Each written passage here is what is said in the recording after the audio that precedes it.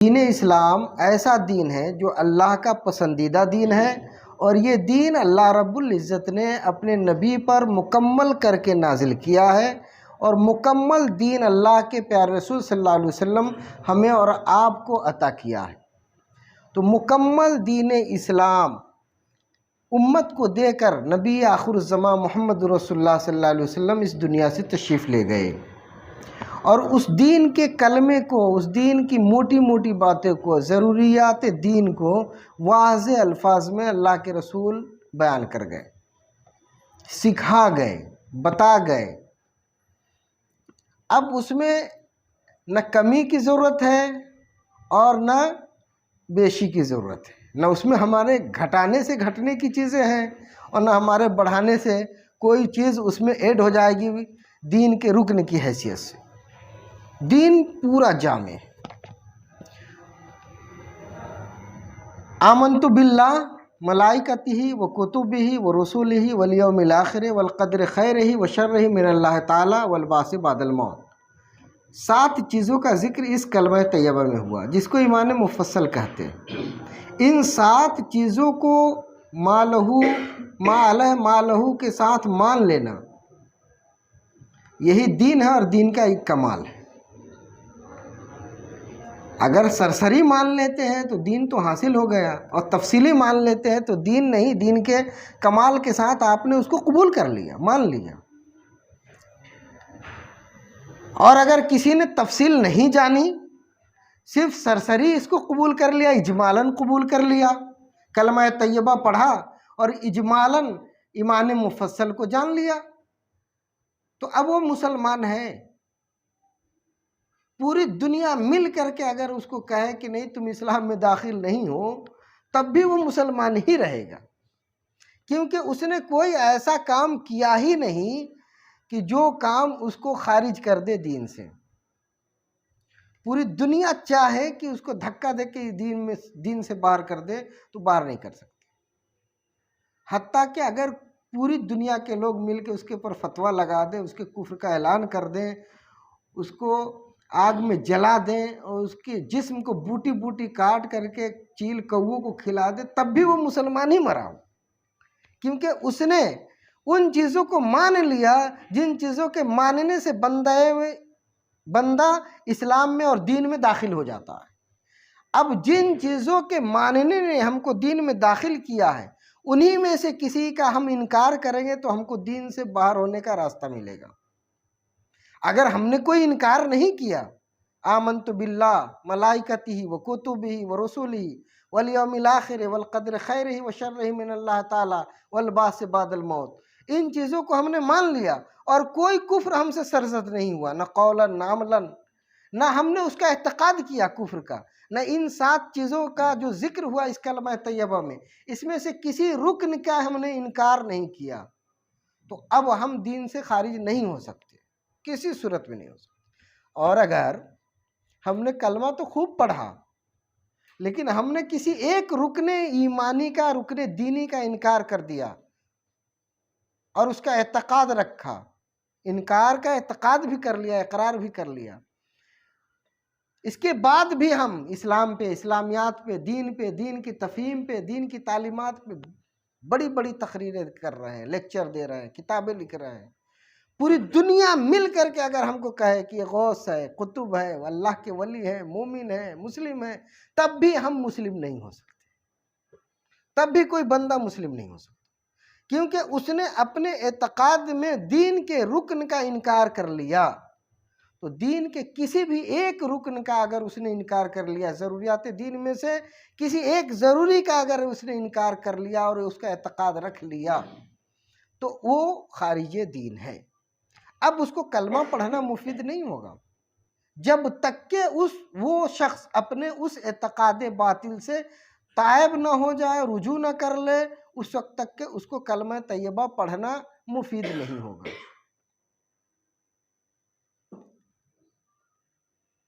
کلمہ طیبہ پڑھنے سے اس کو فائدہ ملے گا جس نے کلمہ کے بنیاد کو، کلمہ کے ارکان کو، کلمہ کے بیسک چیزوں کو قبول کیا ہوگا۔ اگر قبول نہ کیا ہوگا تو صرف کلمہ پڑھنے سے کوئی درجات نہیں پا جائیں گے۔ ہاں لیکن اگر کسی سے اگر کوئی غلطی ہو گئی اور اس نے توبہ بھی کر لیا اور پھر کلمہ پڑھ لیا تو پھر وہاں لوٹ گیا وہ جہاں تھا پہلے، اب وہ جیسے پہلے تھا ویسے ہو گیا۔ التائب من الذنب کمن لا ذنب لہ، ایک دم واضح واضح بات ہے۔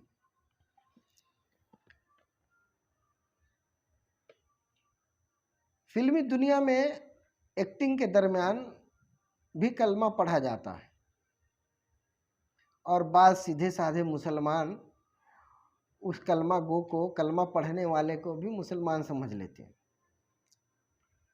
ایک طرف مسلمانوں کی سادگی کا یہ عالم ہے کہ اگر امیتابھ بچن نے کسی فلم میں لا الہ الا اللہ محمد رسول اللہ پڑھ لیا تو اس کو لوگ مسلمان سمجھتے ہیں۔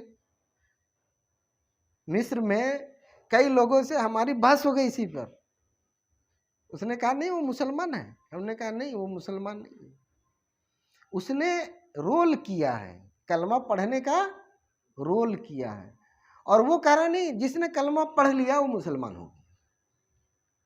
تو ایک طرف ہماری سادگی کا تو یہ حال ہے کہ اگر فلم میں بھی آ کر کوئی کلمہ پڑھ لیتا ہے تو اس کو مسلمان ماننے کے لیے لوگ تیار ہیں، اور دوسری طرف کہ ایک آدمی توبہ پہ توبہ کیے جا رہا ہے، کلمہ پہ کلمہ پڑھے جا رہا ہے، اپنے اسلام کا سنیت کا دعویٰ ٹھوکے جا رہا ہے، انکار کیے جا رہا ہے اپنے اوپر تمام تر الزامات کا، اس کے باوجود اس کو دھکا دے کے باہر کیا جا رہا ہے کہ تم باہر رہو۔ بس اسی بات کو آج کی اس محفل میں سمجھنا ہے، ان باتوں کی حقیقت کیا ہے۔ لیکن اس سے پہلے یہ چیز سمجھ لیجئے کہ دین ہمارا مکمل ہے، اس میں نہ گھٹانے کی ضرورت ہے نہ کسی کو بڑھانے کی ضرورت ہے، اور نہ کسی کے گھٹانے اور بڑھانے سے دین پہ کوئی فرق پڑنے والا ہے۔ اور یہ دین اتنا ٹف بھی نہیں ہے کہ عام آدمی اس کو سمجھ نہیں سکتا، دو دو چار کی طرح بالکل دین کلیئر ہے۔ بچہ بچہ ہمارا کلمہ یاد کرتا ہے، ایمان مفصل یاد کر لیتا ہے، بس تھوڑی دیر اس کو سمجھا دیجئے تو اس کو ساری چیزیں سمجھ میں آ جائیں گی۔ ایک چرواہا بھی اس کو سمجھ لے گا آسانی سے، اور ایک پڑھا لکھا آدمی بھی اس کو آسانی سے سمجھ سکتا ہے۔ تو دین ہمارا بہت آسان ہے۔ اب دین بہت بڑا کیمپس ہے، جیسے کہ ہم سب انڈین ہیں، ہم سب انڈین ہیں، کسی پارٹی میں آپ ہو کہ نہ ہو لیکن آپ سب انڈین ہیں، بھارتیہ ہیں، ہندوستانی ہیں۔ اب اگر کوئی پارٹی والا آئے کہے کہ جو ہم میں نہیں ہے وہ انڈین نہیں ہے، دوسری پارٹی والا آئے کہے کہ ہماری پارٹی کا اگر تم ممبر نہیں تو انڈین نہیں، تو یہ پارٹی کی اپنی کج فہمی ہے۔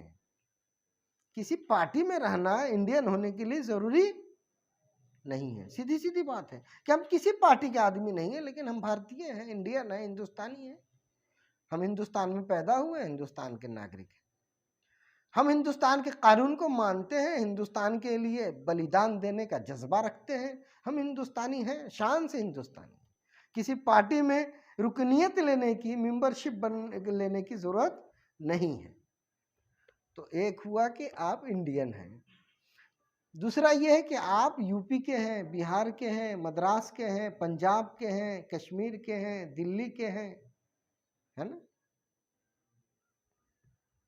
تو ہو سکتا ہے کہ سب انڈین ہوں، الگ الگ اسٹیٹ میں رہنے کے بعد بھی، ہو سکتا ہے کہ نہیں؟ اب اگر بہار والے کہیں کہ جو بہاری نہیں وہ انڈین نہیں، یو پی والے کہیں کہ جو یو پی میں نہیں وہ انڈین نہیں، تو یہ تو فتنہ پیدا کرنا ہے نا، ملک کے اندر فتنہ پیدا کرنا ہے۔ یہ بہار کے رہنے والے بھی انڈین ہیں، بنگال کے رہنے والے بھی انڈین ہیں، دلی کے رہنے والے بھی انڈین ہیں۔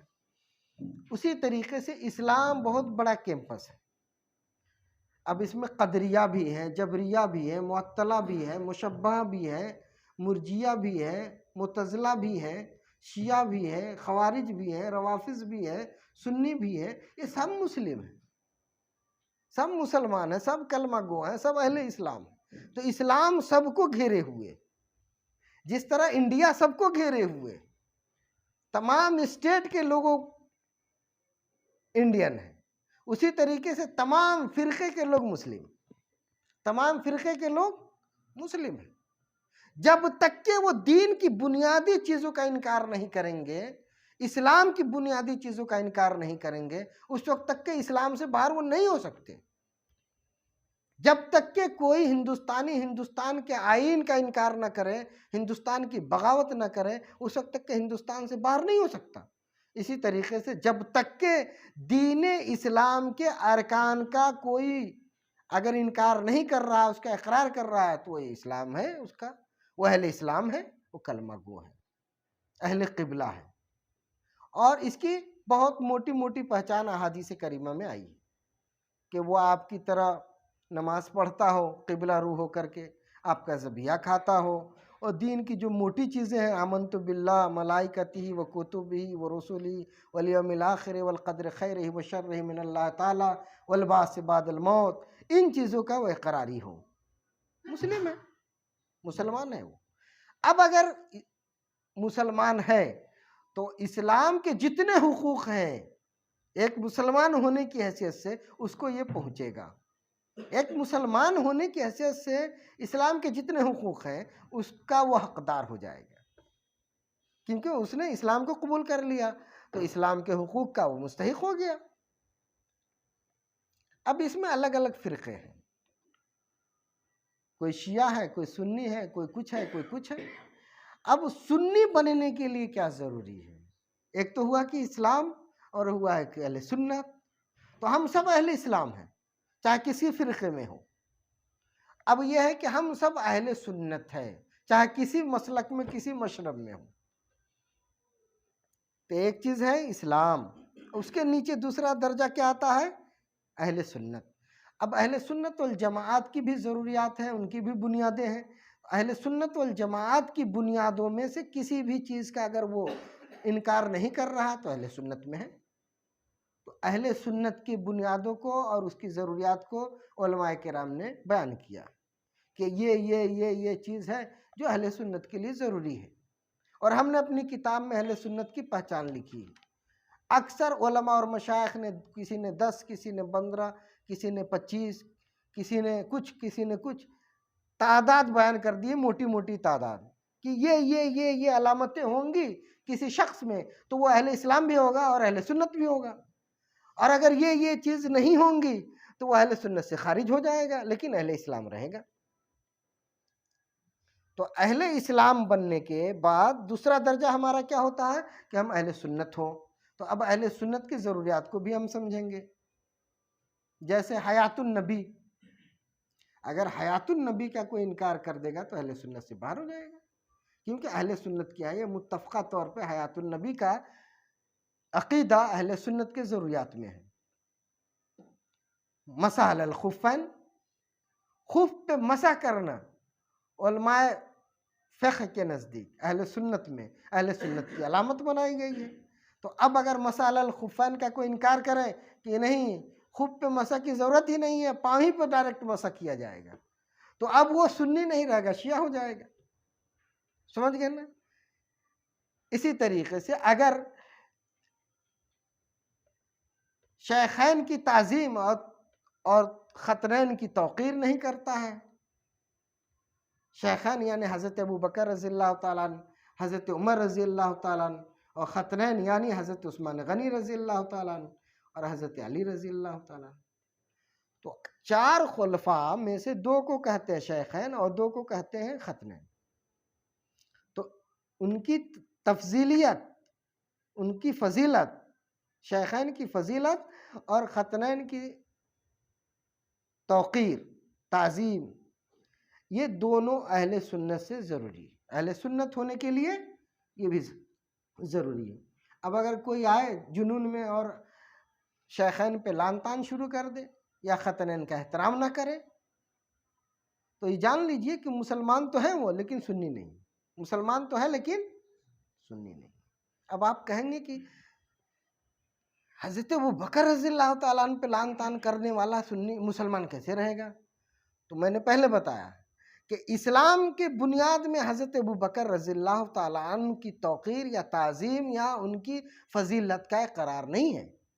آمنت باللہ و ملائکتہ و کتبہ و رسلہ والیوم الآخر والقدر خیر و شر من اللہ تعالیٰ والبعث بعد الموت۔ اسلام کے لیے یہ ضروری ہے، اسلام کے لیے یہ ضروری ہے۔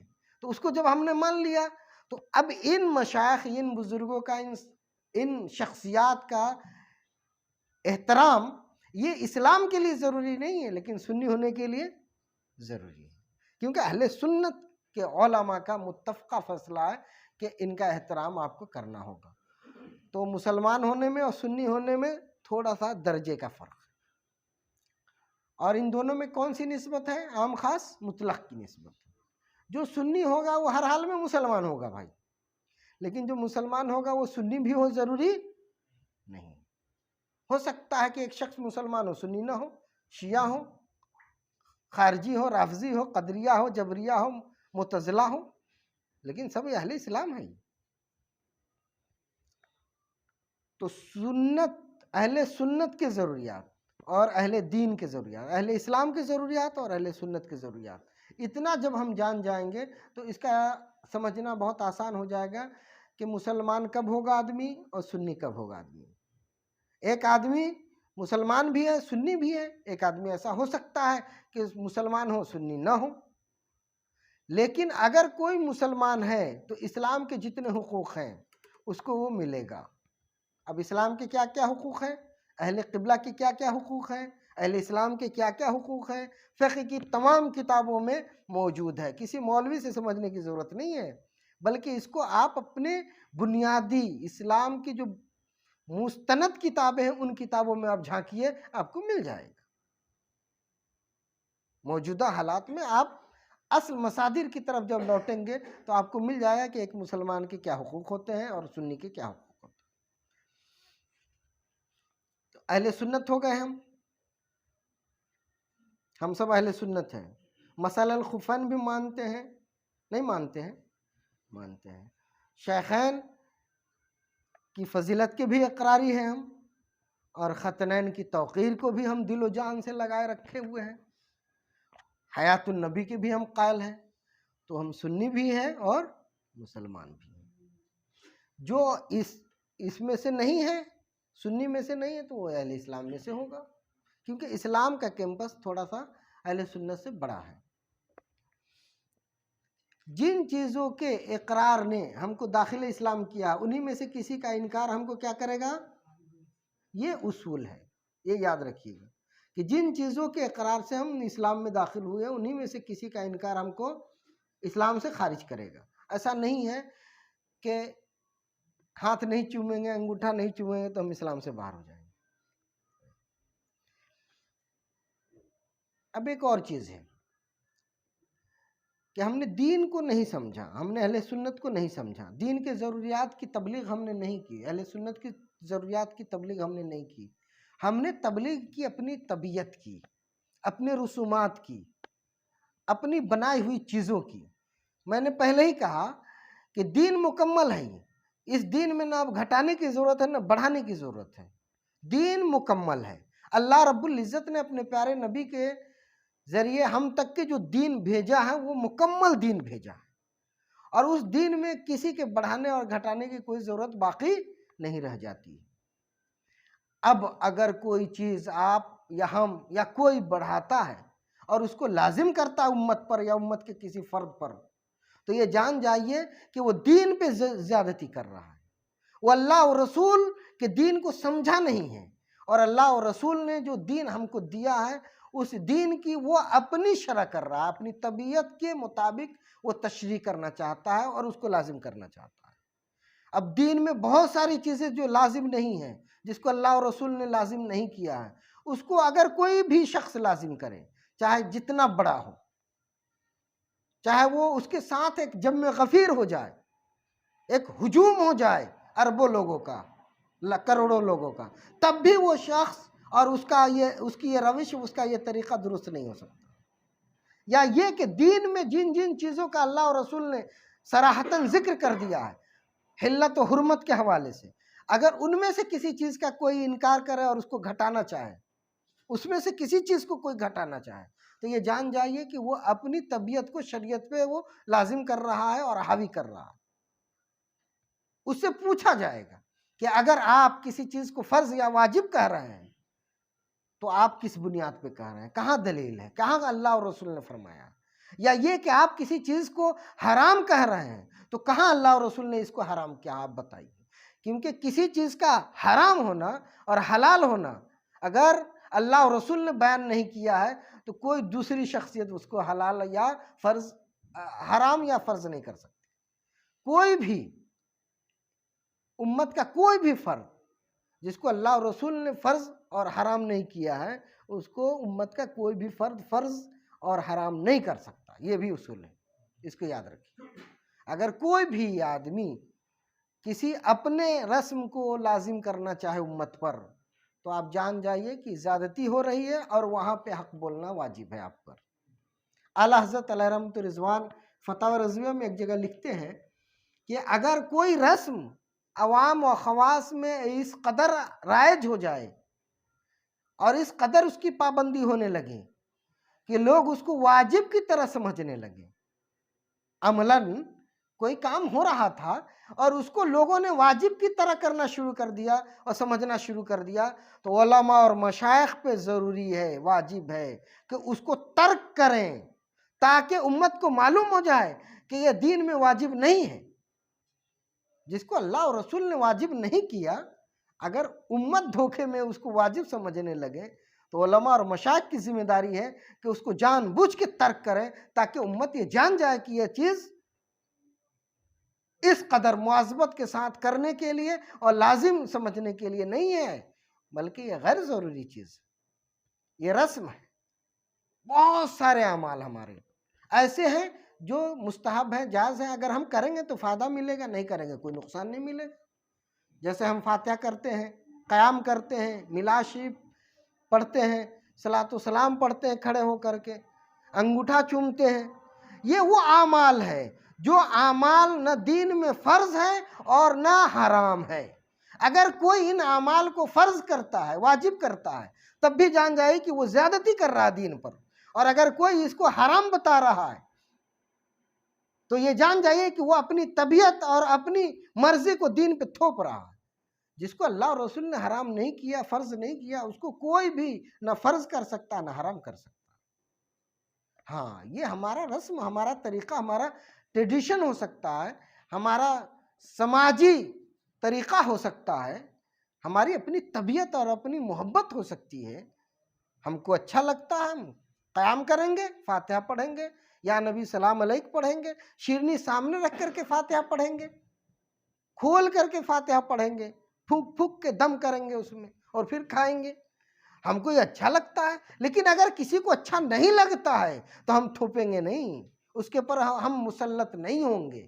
اگر ہم مسلط ہوتے ہیں اس پر یا وہ مسلط ہوتا ہے ہم پر تو ہم دونوں خطاوار ہوں گے، ہم دونوں خطاوار ہوں گے۔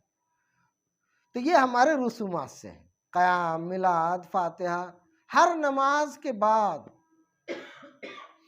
درود شریف پڑھنا، یا ہر اذان سے پہلے درود شریف پڑھنا، یا عید بقرعید کے بعد اجتماعی طور پہ یا نبی سلام علیک پڑھنا، یہ سب مسلمانوں کا پسندیدہ طریقہ ہے۔ مسلمان اگر کرتے ہیں تو اچھا ہے، اگر کوئی نہیں کرتا ہے تو کوئی عیب نہیں ہے۔ لیکن حیرت اس وقت ہوتی ہے کہ اب جنازے میں بھی یہ سب چیزیں جاری ہو گئی۔ اب جنازہ پڑھ لیا، آپ جنازے سے ابھی سلام بھی نہیں پھیرا آپ نے کہ یا نبی سلام علیک شروع، جنازے میں آپ کو لگا 4 منٹ اور سلام پڑھنے میں آپ کا لگ رہا ہے 8 منٹ۔ حد یہ ہے کہ جنازے میں شریک ہونے والے، جانے والے، میت کے لیے جانے والے قبرستان کتنے لوگوں کی تعداد ہے؟ 1000 آدمی۔ آج کا واقعہ سنا رہا ہوں میرے عزیز کہ آج ایک جنازے میں گیا، کم سے کم 1000 سے زیادہ لوگ تھے، 50% لوگ جنازے میں شریک نہیں تھے۔ سب ٹوپی پہنے کوئی ادھر بیٹھا، کوئی ادھر بیٹھا، کوئی ادھر بیٹھا۔ آدھے لوگ جنازے کی نماز پڑھے اور جنازے کی نماز جیسے ہی ختم ہوئی صلاۃ و سلام شروع۔ صلاۃ و سلام یہ آپ کا رسم ہو سکتا ہے، آپ کا طریقہ ہو سکتا ہے، جنازے میں جنازے کا نماز کا حصہ نہیں ہو سکتا۔ یہ رسول اللہ کا طریقہ نہیں ہے، نہ یہ سنت سے ثابت ہے، ہاں لیکن یہ حرام بھی نہیں ہے۔ ہم کہہ رہے ہیں کہ یہ سنت سے ثابت نہیں ہے، لیکن اگر کوئی اٹھ کے کھڑا ہو جائے اور کہے کہ یہ حرام ہے، تب بھی یہ زیادتی ہوگی اس کی۔ سنت سے ثابت نہیں ہے، لیکن یہ حرام بھی نہیں ہے، لیکن یہ فرض بھی نہیں ہے، آپ بھی جان لیجئے، پڑھنے والے لوگوں کو بھی جاننا چاہیے کہ یہ فرض بھی نہیں ہے۔ لیکن اگر اسی میں سے 4 آدمی نکل کے چلا جائے تو اگلے دن اس کا سماج سے بائیکاٹ ہو جائے گا کہ نہیں؟ سب لوگ سلام پڑھ رہے تھے، یہ 5 آدمی نہیں پڑھا، وہابی ہے، یہ وہابی ہے، یہ دیوبندی ہے، یہ بدعقیدہ ہے، یہ اب اس کا بائیکاٹ کرو۔ مولانا یہ زیادتی ہے، یہ سراسر زیادتی ہے کہ جس کو اللہ اور رسول نے فرض اور واجب نہیں کیا، اس کو آپ فرض اور واجب کر رہے ہیں اور اس کو معیار سنیت سمجھ رہے ہیں۔ وہ اہل سنت کی ضروریات سے نہیں ہے۔ جو ضروریات اہل سنت سے نہیں ہے اس کو ضروریات اہل سنت میں شمار کرنا، کیا یہ اہل سنت کے اوپر زیادتی نہیں ہے؟ سراسر زیادتی ہے۔ جو دین کی ضروریات میں سے نہیں ہے اس کو دین کی ضروریات میں شمار کرنا، کیا یہ زیادتی نہیں ہے؟ سراسر زیادتی ہے۔ حال تو یہ ہے میرا کہ اگر 500 لوگ جنازے کی نماز میں شریک تھے تو جان لیجئے آپ، میرا ایک گمان ہے کہ 5 سے 10% لوگوں کو دعا یاد رہی ہوگی اور اس کے علاوہ کو نہیں رہی ہوگی، اور نہیں تو سروے کر لیا جائے اس کا۔ دعائیں یاد نہیں ہے، کسی کو کوئی فکر نہیں ہے جناب۔ تحیات نہیں یاد ہے مسجد میں، جمعہ کے دن آپ پوچھ لیجئے لوگوں سے تحیات پڑھوا کر کے، تو اگر 1000 لوگ مسجد میں جمع ہو رہے ہیں تو شاید 100 آدمی کو تحیات یاد ہو۔ بغیر تحیات کے تو نماز ہی نہیں ہوگی۔ تو ہمارا تو علمی معیار یہ ہے۔ لیکن اگر کوئی جنازے کے بعد یا عید بقرعید کی نماز کے بعد یا جمعہ کی نماز کے بعد یا فجر کی نماز کے بعد صلاۃ و سلام میں ہمارے ساتھ شریک نہیں ہوتا ہے تو ہم اگلے دن سے اس کو بدعقیدہ گھوشت کر دیتے ہیں۔ یہ دین پہ زیادتی نہیں ہے، یہ امت پہ زیادتی نہیں ہے، سراسر زیادتی ہے۔ اگر امت کا اتنا ہی درد ہے ہمارے ان علماء کو اور اتنی ہی ان کی سنیت تازہ دم ہے تو انہیں تو چاہیے کہ ہر مکتب میں، ہر مدرسے میں، ہر مسجد میں ایسی معیاری تعلیم کرائیں کہ امت کا ایک فرد بھی جاہل نہ رہے اور ہر فرد کو دینی بنیادی تعلیم سے آراستہ کر دیا جائے، اہل سنت کی ضروریات سے آگاہ کر دیا جائے، اہل سنت کی بنیادی چیزوں سے واقف کرا دیا جائے، تاکہ لوگ صحیح معنوں میں سنی بن جائیں اور مسلم بن جائیں۔ تو یہاں تو مسلم اور سنی کیا ہے یہ پتہ ہی نہیں ہے۔ مسلمان ہونے کے لیے کن کن چیزوں کا ماننا ضروری ہے، سنی بننے کے لیے کن کن چیزوں کا جاننا اور ماننا ضروری ہے، اس کی کوئی خبر نہیں ہے۔ بس اس نے فاتحہ نہیں پڑھا، اس نے قیام نہیں کیا، اس نے سلام نہیں پڑھا، اس نے انگوٹھا نہیں چوما، وہ قوالی میں نہیں بیٹھا تو وہ بھی ہو گیا۔ یہ ساری چیزیں نہ اہل سنت میں ہے اور نہ دین کا حصہ ہے۔ اگر کوئی چاہتا ہے تو کرے، اگر کوئی نہیں چاہتا ہے تو نہ کرے۔ ایک اور چیز بتاؤں، ان ساری چیزوں کے بعد بھی ایک شخص ہے جس نے کلمہ پڑھ لیا، سنی ہونے کا دعویٰ کر لیا، اہل سنت کی ضروریات کو مان لیا، اور لغزش ہو گئی، غلطی ہو گئی، خطا ہو گئی، بولنے میں یا لکھنے میں کیا ہو گیا؟ غلطی ہو گئی۔ اس کے دل و دماغ میں کہیں نہیں تھا کہ ہم سے یہ غلطی ہو رہی ہے، نہ بولنے کے وقت نہ لکھنے کے وقت غلطی ہو گئی، اور 10 لوگ سن رہے تھے یا پڑھ رہے تھے، انہوں نے گرفت کر لی، اس نے توبہ کر لیا، بات ختم ہو۔ وہ بدستور جیسے پہلے تھا وہ سنی، پہلے تھا وہ مسلمان، اسی طرح وہ اب بھی مسلمان ہے اور سنی ہے۔ سمجھ میں آ گئی میری بات؟ یا یہ کہ اس نے کوئی بات لکھی یا کوئی بات کہی اس نے کسی نے، اور اس کا ایک ایسا معنی بھوڑا معنی آپ نے پکڑ لیا، جو معنی اگر مان لیا جائے تو سراسر وہ دین سے باہر ہو جائے گا، سنیت سے باہر ہو جائے گا، اسلام سے باہر ہو جائے گا۔ لیکن جب اس سے آپ نے پوچھا کہ آپ نے یہ بات کہی اور آپ کی بات سے یہ معنی نکلتا ہے، اس نے کہا ہاشا و کلا، میں نے یہ معنی میں کبھی نہیں کہا، اور جو اس معنی میں میری بات کو سمجھے وہ بھی کافر اور میں بھی کافر۔ میں اس معنی کو اس بات کو اس معنی میں اگر میں لوں تو میں بھی دین سے باہر ہو جاؤں گا. میں نے یہ معنی لیا ہی نہیں. تو فقہا فرماتے ہیں، علماء اہل سنت فرماتے ہیں، متکلمین فرماتے ہیں، دلائل موجود ہے، فرماتے ہیں کہ وہ یہ کہہ رہا ہے گویا وہ مسلمان ہے اور سنی ہے بدستور. اس کے اسلام میں اور اس کی سنیت میں کوئی ریب، کوئی شک اور کوئی مرض نہیں آیا، محفوظ ہے. یا یہ، اور آگے بڑھتے چلیے، یا یہ کہ اس نے کوئی بات کہی، جان بوجھ کے اس نے بات کہی، ایک قول لکھا ہم نے یا ہم نے بولا، جان بوجھ کے ہم نے ایک بات کہی اور اس کا ایک معنی آپ نے لیا یا 100 معنی نکل رہا تھا، آپ نے 99 معنی آپ نے پکڑ لیا، اور 99 معنی ایسے تھے، 99 پہلو ایسے تھے اس جملے کے کہ جو کفر کی طرف جا رہے تھے. آپ نے کفر کا فتویٰ دے دیا. اور جب وہ فتویٰ، جب وہ حکم اس قائل یا عامل تک پہنچتا ہے یا اس محرر تک پہنچتا ہے تو محرر کہتا ہے حاشا وکلا، میں نے یہ معنی نہیں لیے، میں نے یہ 99 پہلو کو میں نے قبول ہی نہیں کیا، میں نے تو صرف ایک معنی لیا ہے جناب، جو معنی دین کے قریب ہے اور دین میں داخل رکھنے کے لیے کافی ہے. علماء فرماتے ہیں، متکلمین فرماتے ہیں، صوفیہ فرماتے ہیں، حتیٰ کہ محدثین نے بھی صراحت کر دیا اشارہ میں احادیث کی شروحات میں کہ وہ مسلمان رہے گا، کسی چیز کی اب ضرورت نہیں. اس نے ایک معنی لیا نا، صحیح والا معنی، اس لیے وہ مسلمان رہے گا، اس کو کوئی باہر نہیں کر سکتا دین سے. یا یہ، اور آگے بڑھیے، یا یہ کہ ایک آدمی ایک ایسی بات کہا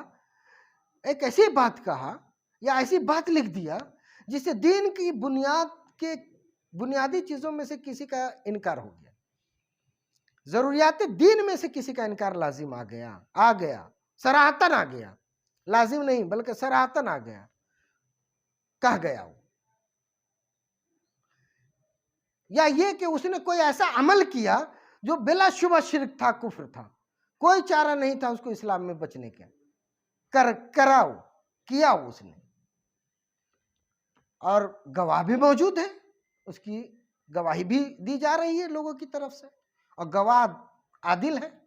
ایک چیز سمجھ لیجیے آپ کہ دین اسلام حق ہے، دین اسلام حق ہے، اور حق غالب ہوتا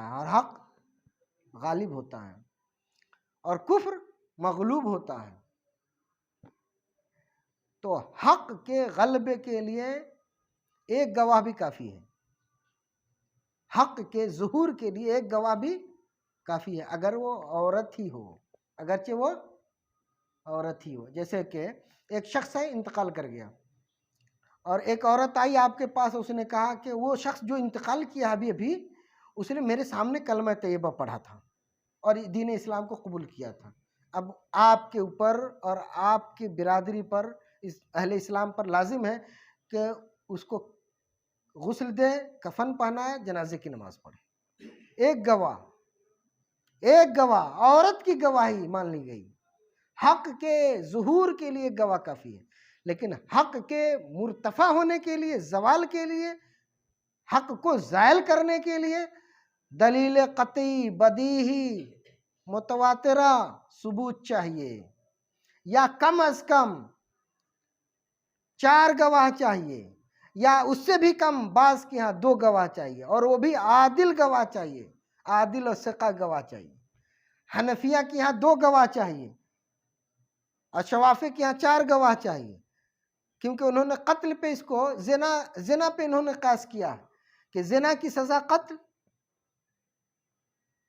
اور یہاں بھی کفر کی سزا قتل، کفر کی سزا قتل، ارتداد کی سزا جان جائے گی. تو یہاں جان کی باری آ رہی ہے، اسی لیے 4 گواہ چاہیے. لیکن حنفیہ نے کہا کہ 2 گواہ کافی ہے اور عادل ہونا چاہیے. اب 2 گواہ بھی گزر گئی. میں بات کہہ رہا تھا کہ ایک ایسی بات ہے جو بنیادی دین کو ہلا دے، اس کا انکار ہو جائے. میں نے کوئی بات کہی یا کسی نے کوئی بات کہی اور دین کے کسی رکن کا انکار ہو گیا صراحتاً، اور جب گواہی بھی گزر جائے، اب اگر اس سے پوچھا جائے کہ کیا آپ نے ایسی بات کہی ہے جناب، غور سے سننا بچوں، کیا آپ نے ایسی بات کہی ہے؟ اب اس نے کہا کہ ہاشا وکلا، میں نے ایسا نہیں کہا ہے، نہ میں نے ایسا کیا ہے. تو تمام فقہا فرماتے ہیں کہ اس کا یہ انکار ہی توبہ ہے، اس کا یہ انکار ہی توبہ ہے. اب الگ سے کچھ بھی کرنے کی ضرورت اس کو نہیں ہے. اس نے توبہ کر لیا، انکار کر دیا، گویا اس نے اس کو قبول نہیں کیا، رد کر دیا. اس نے جو عمل کیا تھا یا جو قول کہا تھا، اگرچہ وہ صریح تھا اور کفر واضح تھا، اس کے باوجود اس کا یہ انکار اس کے حق میں توبہ ہے. علامہ شمس الائمہ سرخسی رحمۃ اللہ علیہ اپنی کتاب شرح السیر الکبیر میں کہتے ہیں اسی عبارت کو جو میں بتا رہا ہوں، اور اسی کو نقل کیا ہے حضرت علامہ امام برہان الدین بخاری حنفی نے بھی المحیط میں، اور اسی بات کو نقل کیا ہے علامہ امام ابن حمام حنفی نے اپنی کتاب فتح القدیر میں، اور اسی بات کو نقل کیا ہے علامہ ابن نجیم حنفی نے اپنی کتاب الاشباح والنظائر میں، اور اسی بات کو انہوں نے نقل کیا ہے علامہ زین الدین ابن ابراہیم ابن نجیم نے اپنی کتاب بحر الرائق میں. یہ وہ کتابیں ہیں، کتابوں کا نام پڑھ کے اگر آپ دم مار دیجئے گا تو دال سے با تک سب کا جادو ختم ہو جائے گا. سمجھ گئے؟ یہ ان کتابوں کا میں نام لے رہا ہوں. اس کے بعد اسی عبارت کو نقل کیا ہے صاحب در مختار علامہ حسکفی نے در مختار میں، اور اسی بات کو نقل کیا ہے علامہ ابن عابدین شامی نے اس کی شرح کرتے ہوئے. اب وہ عبارت ہے کیا، وہ بھی سن لیجئے. عبارت دیکھیے، انکار ردہ توبہ، مرتد کا انکار کیا ہے؟ توبہ ہے. ارتداد سے اگر مرتد ارتداد سے انکار کر رہا ہے اگر وہ مرتد، تو یہ انکار ہی توبہ ہے. فَإِذَا شَهِدُوا عَلَى مُسْلِمٍ بِالرِّدَّةِ وَهُوَ مُنْکِرٌ، کسی مسلمان پہ دو شاہد گزر گئے، دو گواہ نے گواہی دے دی اور وہ اس نے کیا کر دیا، اس کا انکار کر دیا، تو اس کے بعد کیا ہوگا؟ فقہا فرماتے ہیں لا يتعرض له، تو اب اس سے تعرض نہیں ہوگا، کوئی مواخذہ نہیں ہوگا. لا لتکذیب الشہود العدول، گواہوں کے تکذیب کی وجہ سے نہیں، بل لأن انکارہ توبہ و رجوع، بلکہ اس لیے کہ اس کا انکار ہی کیا ہے؟ توبہ اور رجوع ہے. توبہ اور رجوع ہے. ہم نے کتنا نام لیا؟ 7 لوگوں کا نام لیا. یہ 7 بڑے علماء، اہل سنت کے علماء اپنی اپنی کتاب میں اس اصول کو نقل کرتے ہیں، اور آج ہمارے معاشرے میں اس اصول کو بھوتھی چھری سے ذبح کیا جاتا ہے اور اہل سنت ہونے کا دعویٰ کیا جاتا ہے. آپ دین کے اصول کو، علم کلام کے اصول کو، اہل سنت کے اصول کو بھوتھی چوری سے ذبح کیجئے اور سنی ہونے کا دعویٰ کیجئے، آپ کو سنی مانا جائے گا؟ پاگل ہوگا جو سنی مانے گا آپ کو جناب. اگر علم آ گیا نا اس قوم کے پاس تو آپ کو سنیت سے باہر سمجھے گا، وہ باہر وہ کرے گا نہیں. آپ خود آلریڈی پہلے سے اپنا راستہ بنا چکے ہیں باہر کی طرف. تو سنیت، حنفیت یا اسلام کوئی ٹیگ نہیں ہے، کوئی لیبل نہیں ہے، کوئی سند اور سرٹیفکیٹ کا نام نہیں ہے، بلکہ ایک نظریہ ہے، ایک فکر ہے، ایک عقیدہ ہے. جو اس عقیدے پہ ہوگا وہ مسلمان کہلائے گا، سنی کہلائے گا. جو عقیدے سے ہٹا ہوگا تو ہٹا ہوا کہلائے گا. ایسا نہیں کہ آپ سنی گھر میں پیدا ہوئے تو سنی ہو گئے، آپ مسلمان کے گھر میں پیدا ہوئے تو مسلمان ہو گئے. آپ نے اگر اسلام کو سمجھ لیا تو آپ مسلمان ہیں، مان لیا مسلمان ہیں. آپ نے اہل سنت کے اصول کو اور اس کی ضروریات کو سمجھ لیا اور قبول کر لیا تو آپ اہل سنت ہیں. تو اس کے لیے علم درکار ہے کہ جہل؟ سنی بننے کے لیے، مسلمان بننے کے لیے علم کی ضرورت ہے، جہل کی نہیں. اور جب علم آ جائے گا تو چیزیں دکھنے لگے گی، 2 4 کی طرح آپ کے اوپر واضح ہو جائیں گی. اور یہی علم آپ تک کے پہنچنا نہیں چاہیے. اسی فارمولے پہ آج عمل ہو رہا ہے. یہ علم آپ تک نہیں پہنچنا چاہیے. اسی فارمولے پہ عمل کیا جا رہا ہے. امت کو علم کی ضرورت ہے. امت کو علم کی ضرورت ہے. غزہ کے مسلمانوں کو پانی اور دوا کی ضرورت ہے نا، اس سے زیادہ ہم لوگ بدحال ہیں. ہم لوگوں کو اس سے زیادہ علم کی ضرورت ہے. وہاں تو جان ماری جا رہی ہے جناب. پانی نہیں ہے، کھانا نہیں ہے، دوا نہیں ہے، تو جان چلی جا رہی ہے لوگوں کی. اور یہاں علم نہیں ہے تو ایمان چلا جا رہا ہے. جان سے بڑھ کے ایمان ہے. اور وہ جان مارنے والے ظالم ہیں، اور یہ ایمان مارنے والے سنی ہیں. ہر دن ایمان ذبح کرتے ہیں ایک دوسرے کا. یہ سنی ہے، یہ ظالم نہیں ہے، یہ بڑے ظالم ہیں. کتنا سنا، میری کتاب پڑھ لیجئے گا، اس میں سب چیزیں ہیں. اللہ کے رسول فرماتے ہیں کہ کسی پہ کفر کا حکم لگانا اس کو قتل کرنے کی طرح. ایک جگہ اور ایک حدیث پاک ہے، آپ صلی اللہ علیہ وسلم فرماتے ہیں کہ پوری دنیا کا ختم ہو جانا اللہ کے لیے آسان ہے ایک آدمی کا کافر ہونے سے. آپ پورے گاؤں کو، پورے شہر کو، پورے کنبے کو، پورے ادارے کو کافر بنا دیتے ہیں ایک لمحے میں، اور کہتے ہیں ہم سنی ہیں. ظالم ہیں یہ. ان ظالموں کو آپ جیسے علماء کی ضرورت ہے کہ یہ علماء جب علم سے آراستہ ہو کے ان ظالموں کے سامنے کھڑے ہوں گے، تب ان کو سمجھ میں آئے گا کہ ہاں آج کسی سے ملاقات ہوئی ہے، کسی سنی سے بھیٹ ہوا. تو اصل سنی بننے کی ضرورت ہے، اور وہ اہل سنت بننے کے لیے اہل علم ہونا بہت ضروری ہے. کیونکہ ہم لوگ جس دور میں پیدا ہوئے ہیں، جس دور میں ہم لوگ جی رہے ہیں، سانس لے رہے ہیں، یہ دور اتنا نازک ہے کہ سیاسی لحاظ سے اور مذہبی لحاظ سے قابل افسوس. جس پہلو پہ آپ چلے جائیے افسوس ہی ہوگا. ایسے میں ہماری ذمہ داریاں بھی زیادہ ہو گئی ہیں کہ ہم زیادہ سے زیادہ چیزوں کو واضح انداز میں سمجھیں اور دوسروں تک کے اس کو پہنچائیں. اگر ہم خود نہیں سمجھیں گے تو دوسروں تک پہنچائیں گے کیا؟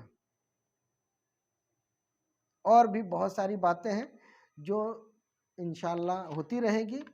اور یہ جتنی باتیں ہم نے کہی ہے، اگرچہ ہم نے اردو میں کہا ہے، لیکن یہ جان لیجئے کہ کسی عربی عبارت کا وہ ترجمہ تھا یا اس کی شرح تھی. ہر بات کے پیچھے کوئی نہ کوئی دلیل موجود ہے. بلا دلیل کوئی بات ہم نے نہیں کہی. اور اگر کہنے میں، سننے میں کوئی لغزش ہوئی ہو تو اللہ رب العزت غفور الرحیم ہے. اس سے دعا کرتے ہیں ہم کہ اللہ بخشنے والا ہے، اور ہم اس کے گناہگار بندے ہیں. وہی بخشے گا، تبھی ہم بخشے جائیں گے. اور کسی کی بارگاہ میں جھکنے کی ضرورت نہیں ہے. اس بارگاہ میں جھکنے والے کو کسی کی بارگاہ میں جھکنے کی ضرورت نہیں ہے. تو بہت مضبوطی سے علم دین حاصل کریے، اور بہت مضبوطی سے آپ دین کے اور سنیت کے ترجمان بن جائیے، تاکہ امت کو جو ایک مرض میں ان لوگوں نے مبتلا کر دیا ہے، ایک ایسے کھائی میں لے جا کر کے امت کو ڈال دیا ہے کہ امت کا ایک فرد اس وقت کراہ رہا ہے، گاؤں لڑ رہا ہے، ایک ملک دوسرے ملک سے لڑ رہا ہے، بھائی کو مسلمان سمجھنے کے لیے تیار نہیں ہے. ایسے حالات میں اہل سنت اور اہل اسلام کے اصولوں کو لے کر کے آپ جب اپنے سماج کی طرف لوٹیں گے تو لوگوں کو سکون ملے گا، لوگوں کو قرار آئے گا. اور اس اضطرابی حالات میں، اس تفرقے کی حالات میں لوگوں کو امید بڑھے گی کہ ہاں کوئی عالم آیا ہے جس نے دین کی بات کی ہے اور دل کی بات کی ہے. تو دین کی بات سیکھیے اور اسی کو دوسرے تک کے پہنچائیے. امت کی یہ لازمی ضرورت ہے. اللہ تعالیٰ سے دعا ہے کہنے اور سننے سے زیادہ ہم سب کو عمل کی توفیق عطا فرمائے.